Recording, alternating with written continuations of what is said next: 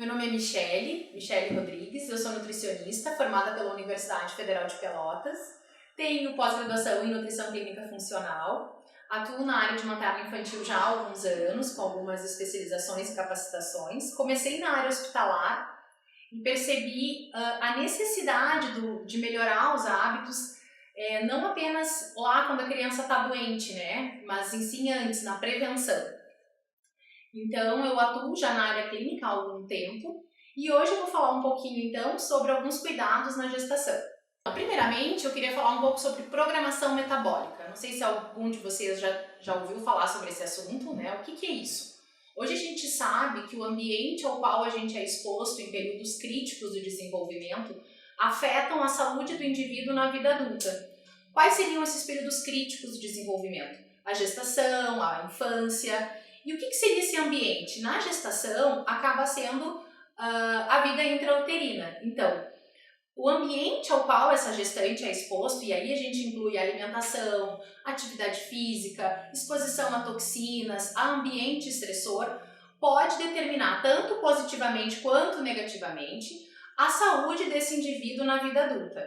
Então, por isso se faz tão necessário a gente melhorar a qualidade alimentar dessa gestante, não só na gestação, isso pode começar no período pré-concepção, e aí inclui também tanto as mães quanto os pais. A exposição a algumas toxinas devem ser evitadas durante a gestação, né, que também podem influenciar na programação metabólica. O que a gente pode fazer em relação a isso, se falando de alimentação? Como o Dr. Diego falou nos vídeos dele, a gente tem que ter contato com com os bisfenóis. O que são os bisfenóis? São compostos presentes nos plásticos que, quando aquecidos, essas substâncias são potencialmente liberadas e elas atravessam a placenta e podem causar prejuízos ao bebê. Então, o que a gente pode fazer se tratando de alimentação? Evitar aquecer alimentos em potes de plástico, evitar tomar chá, café, bebidas quentes naqueles copinhos descartáveis, porque potencializa a liberação. Quando aquecer em recipiente de vidro, evitar logo em seguida tampar, porque normalmente as tampas desses recipientes são de plástico. As colheres, os utensílios de preparação dos alimentos, evitar que sejam de plástico, porque eles estão em contato com a comida quente e também pode liberar esses compostos. Além disso, alimentos gordurosos como molhos ou o próprio feijão, enfim, que acaba tendo um pouco mais de gordura, também potencializa a liberação desses compostos. Então, evitar armazenar esse tipo de alimento em plástico.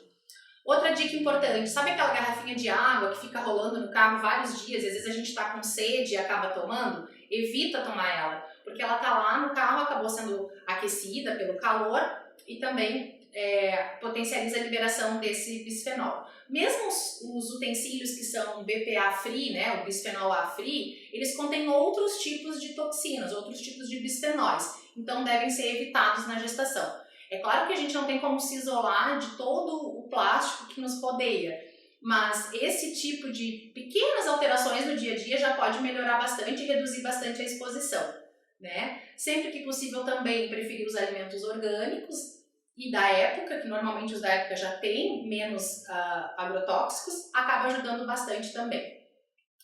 Outros cuidados que a gente pode ter na prática dietética e na hora de manipular e fazer os alimentos são algumas como a seguinte, por exemplo, as leguminosas, feijão, lentilha, grão de bico, ervilha, são fundamentais na gestação, a gente vai falar depois sobre os nutrientes que eles possuem, mas é necessário deixá-los de molho por pelo menos 12 horas, porque eles possuem fitatos, que são naturais dele, e esses fitatos, além de poder causar algum desconforto gastrointestinal, como flatulência, enfim, acaba por diminuir a absorção de nutrientes essenciais, como ferro, zinco, que estão presentes nesses alimentos. Então, deixar de molho, além de melhorar a digestibilidade, potencializa a absorção dos micronutrientes. Outro cuidado bem importante é na hora de higienizar e armazenar os alimentos, né? Então, como que deve ser feita a higienização dos alimentos que irão ser consumidos crus, principalmente hortifruti, né? Então, em 1 litro de água, a gente coloca 1 colher de sopa de solução, pode ser de água sanitária, alguns locais acabam vendendo já uma solução própria para higienização dos hortifruti, né? Deixa durante 15 minutos e depois passa a água corrente para retirar bem os resíduos. O que é interessante? Quando a gestante, como o Dr. Diego explicou, não teve contato com a toxoplasmose anteriormente à gestação, deve ter muito cuidado quando for ingerir alimentos crus na rua. Independente de contato ou não com a toxoplasmose, na gestação deve ser evitado ingerir carnes cruas ou mal passadas na rua em função do controle de infecção, para evitar algum tipo de contaminação, certo? E como eu falei anteriormente, sempre que possível preferir os alimentos orgânicos e o alimento da época, né, da safra da época. Então, pessoal, agora eu vou falar um pouquinho sobre alguns micronutrientes e nutrientes que estão aumentados durante a gestação, qual as fontes deles e a melhor maneira de preparo para potencializar a absorção.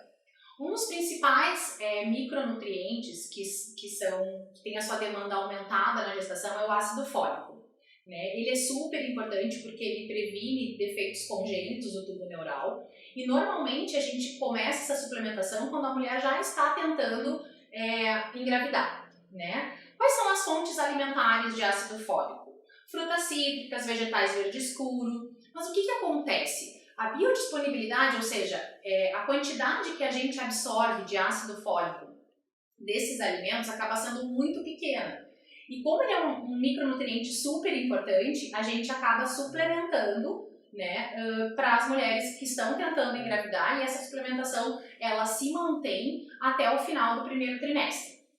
Então, outro micronutriente que é bem mais conhecido e que tem uma demanda bem aumentada na gestação devido ao rápido crescimento do bebê é o ferro.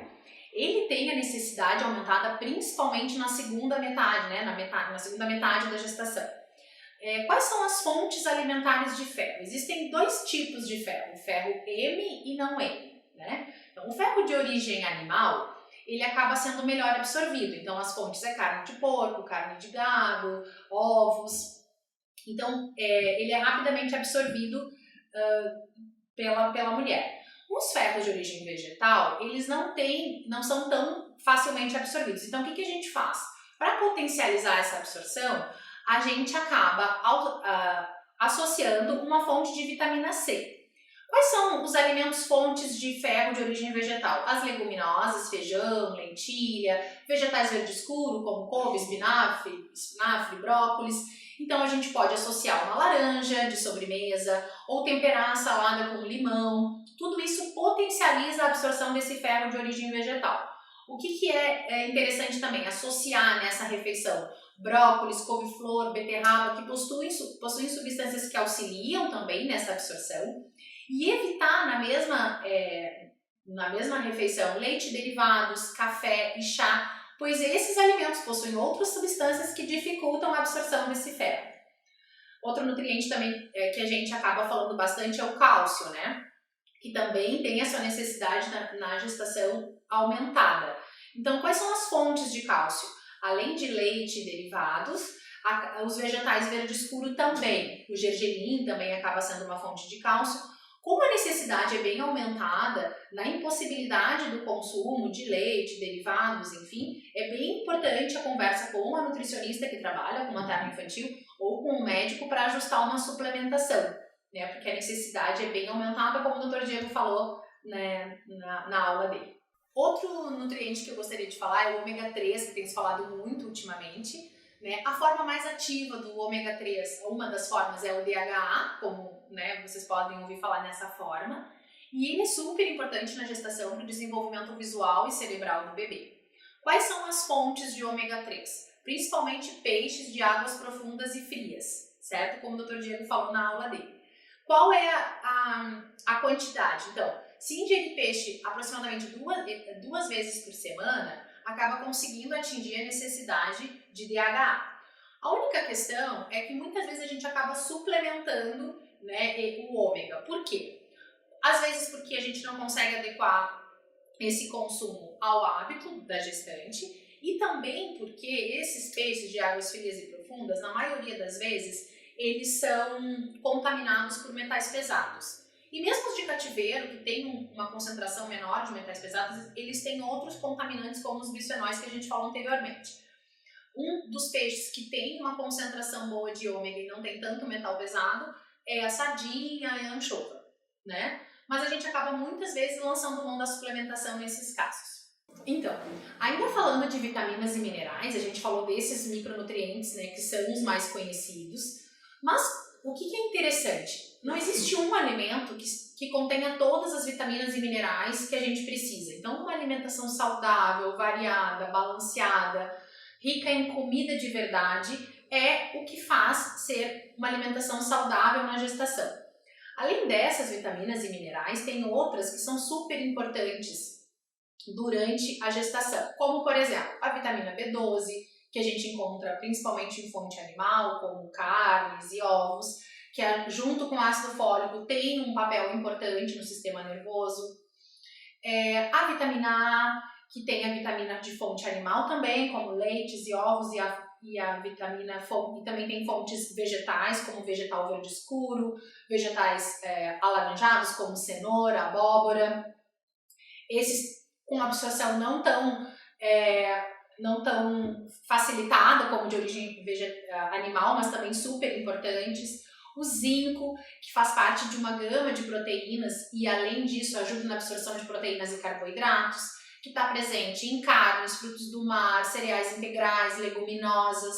Então, todos esses micronutrientes, junto com, por exemplo, o magnésio, que ajuda no relaxamento muscular, na absorção do cálcio e também na diminuição das câimbras, que são bem presentes no final da gestação, são super importantes e fazem parte de uma alimentação saudável. Como eu falei agora do magnésio, então assim, quais são as fontes de magnésio? Oleaginosas, vegetais verde escuro. Então, uma alimentação saudável e variada acaba contemplando todos esses micronutrientes. Mas nem sempre a gente consegue isso com a alimentação. Às vezes pela necessidade aumentada, às vezes pela rotina dessa gestante, que a gente não conseguiu adequar com a alimentação. Então, através de exames bioquímicos e como toda a alimentação ela é muito individualizada, se necessário, a gente acaba fazendo uma suplementação. Como que deve ser essa suplementação? Quando nas consultas eu acabo passando uma suplementação de acordo com a necessidade de cada gestante, como eu falei, adequada à rotina dela, os hábitos alimentares, alergias, intolerâncias. E por isso que a suplementação, a indicada é a que foi feita para você, a que foi de acordo com as suas necessidades. As suplementações prontas, elas são muito generalistas. E tanto a falta quanto o excesso de nutrientes, ela pode fazer mal. Então, numa suplementação pronta, a gente não consegue avaliar isso, né? Sem contar a quantidade de corantes que estão presentes nelas. Como o Dr. Diego falou na aula dele, a gente hoje utiliza bastante probióticos. É uma prática que eu tenho bastante na minha conduta. O que são os probióticos? São as bactérias boas do intestino, né? Elas auxiliam não só na questão do funcionamento intestinal, e como reduzindo bastante, às vezes, a constipação, que às vezes algumas gestantes acabam apresentando, como também tem um potencial para auxiliar na imunidade e na absorção adequada de alguns nutrientes. Então, hoje em dia a gente tem acesso a muita informação e acaba que muitas dúvidas acabam surgindo. O que é uma alimentação saudável na gestação? Então, é uma alimentação à base de comida de verdade. E o que é comida de verdade? É frutas, legumes, verduras, oleaginosas, carnes, leite, ovos, derivados. Tá, mas Nutri, então eu não vou comer nada industrializado? O que a gente tem que saber? Existem 3 tipos de alimentos. Existem os alimentos in natura, que são esses que eu falei, a comida de verdade. Existem os alimentos processados, que nem todo alimento processado é ruim, né? São alimentos que acabam sendo adicionados de sal, açúcar, enfim, algum tipo de conservante. E os ultraprocessados, que daí sim contém um grande número de conservantes, acidulantes, corantes, enfim, né? E como é que a gente vai saber? A gente vai consumir industrializado, mas como que a gente vai saber qual seria um bom alimento industrializado para a gente ingerir? Como a gente pode ver na tabela, como que a gente vai ler o rótulo? A parte da frente é só o marketing, né? Da venda do produto. O que a gente deve saber sobre a informação do produto está na parte posterior, normalmente em letras pequenas, que é a lista de ingredientes. O primeiro ingrediente da lista é o que contém maior quantidade, e assim vai sucessivamente em ordem decrescente. Então, quanto menos ingredientes esse alimento tiver, quanto menos alimentos que vocês não souberem o nome, quanto menos comida tiver nesse alimento, melhor. Então, dessa forma a gente consegue fazer escolhas melhores. E muitas vezes os alimentos estão com nomes diferentes. Por exemplo, o açúcar. Então, assim, o açúcar ele não é ruim. O problema é a quantidade que é ingerida, né? Então, às vezes no rótulo não tem não só o nome açúcar, como outros, amido modificado, xarope de milho, xarope de glicose, maltodextrina, tudo isso é açúcar. Então, como por exemplo aqui eu trouxe alguns rótulos de iogurte. Então, tem iogurtes com apenas 2 ingredientes, que é o leite integral e o fermento, mas tem iogurtes com 7 tipos de açúcar no rótulo. Porque tá o açúcar também com outros nomes, como vocês podem ver. Eu trouxe o iogurte porque acaba sendo uma dúvida bem recorrente das gestantes, que acabam lançando mão dessas opções para aumentar o consumo de cálcio e acaba tendo muita dúvida nas consultas. E então, como a gente estava falando, a alimentação saudável é essa, ela é variada, ela é equilibrada, ela é o que se adequa à tua rotina, aos teus hábitos alimentares, né? Então, por isso que o acompanhamento com a nutricionista acaba sendo de grande importância, porque a gente consegue adequar a alimentação ideal dentro da sua rotina. Agora vamos falar das dúvidas mais frequentes no consultório que as gestantes trazem pra gente, né?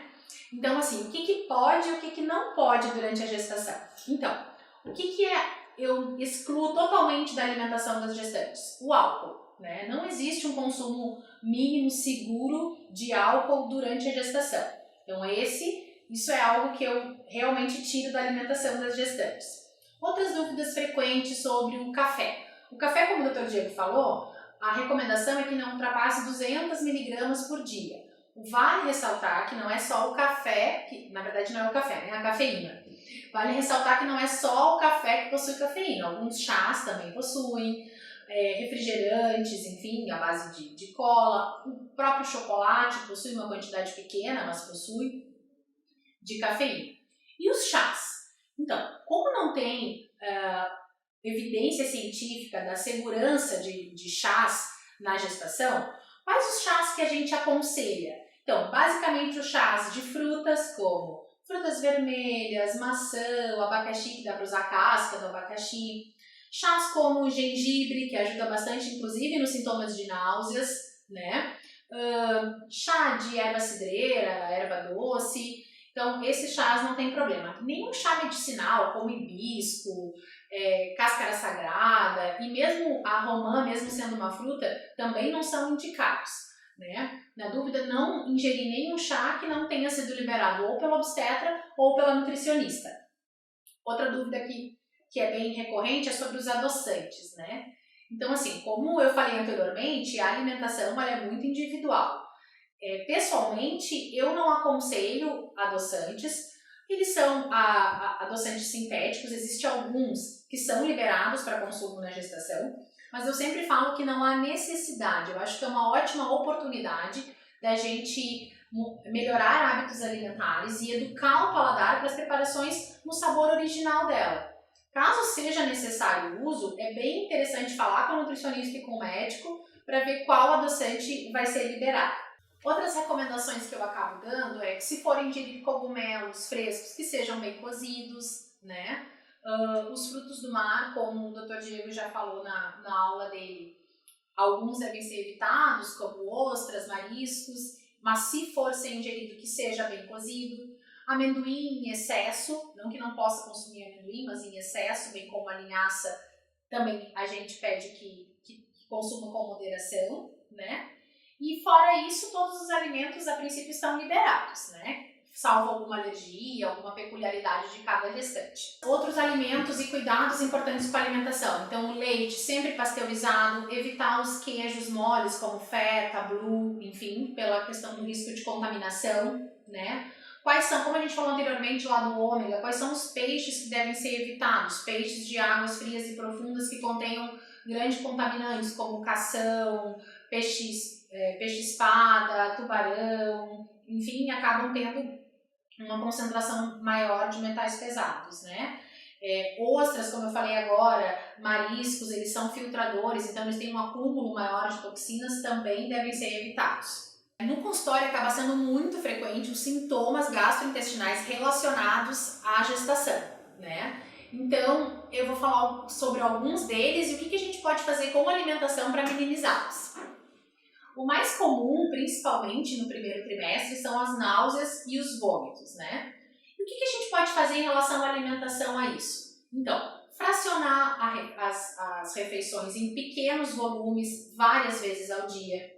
Evitar ficar muito tempo em jejum, então fazer pequenas refeições a cada 2 ou 3 horas. Evitar líquido com as refeições. Evitar, inclusive, grandes volumes de líquido. De repente, fracionar em mais vezes menores volumes. Pela manhã, onde normalmente é o horário que as gestantes acabam tendo mais náuseas, a gente pode optar por carboidratos mais secos, que acabam diminuindo um pouco esses sintomas, como tapioca, aquelas bolachinhas de arroz, a própria batata doce, enfim, acabam minimizando um pouco esses sintomas, né? Evitar deitar logo após a refeição. O gengibre acaba sendo algo que eu utilizo com frequência para minimizar os sintomas. Pode fazer um chá, pode colocar lasquinhas de gengibre nas garrafas de água, que isso auxilia bastante também nos sintomas. Além disso, evitar alimentos muito gordurosos, com muitos molhos, frituras, enfim, que acabam podem potencializar as náuseas para algumas gestantes. Outro sintoma, que normalmente daí é mais frequente no final da gestação, é a azia. Né? E como que a gente lida com a azia? Ela é muito semelhante com a questão das náuseas, da gente evitar grandes volumes com a refeição. Então, a gente fraciona, diminui a quantidade, né, das refeições e fraciona em mais vezes, evita os líquidos com a comida, evita roupas muito apertadas, evita deitar logo após a refeição, começa a observar se tem algum alimento específico que potencializa essa azia para a gente tentar adequar. Normalmente o que mais potencializa acabam sendo, às vezes, os sucos de fruta, a gente pode substituir apenas pela fruta, ou alimentos muito gordurosos. Mas claro que cada um é individual, às vezes pode causar azia para uma, pode não causar para outra, né? E outro sintoma bem comum é a constipação, que algumas gestantes referem já desde o início da gestação. Então, a adequação do hábito alimentar acaba ajudando bastante. Mas, às vezes, quando a gente fala em constipação, se fala muito em fibras, mas não apenas fibras, né? O consumo de fibras como frutas, com casca, inclusive, saladas cruas, aveia e outros cereais é super importante. Mas para que elas possam fazer o efeito desejado, o consumo de água é muito importante. Então, às vezes a gestante vem com esse sintoma, que tem toda uma questão da gestação que justifica, mas às vezes também está faltando líquido, está faltando fibra, então esse ajuste, né? E o próprio uso de probióticos, muitas vezes, a gente lança a mão e auxilia bastante. Outra coisa que pode causar a constipação, às vezes, é a própria suplementação, que às vezes se faz necessária a suplementação de ferro, na maioria das vezes, no final da gestação, e para algumas gestantes, isso pode potencializar a constipação. Por isso que o acompanhamento acaba se fazendo super necessário. Pessoal, então era isso, né? Vocês vão ver que junto com esse módulo de nutrição tem um e-book com tudo que eu falei aqui. Qualquer dúvida, vocês podem rever a aula ou ver o e-book, né? Para ter acesso a qualquer momento. Qualquer dúvida também pode me mandar um direct.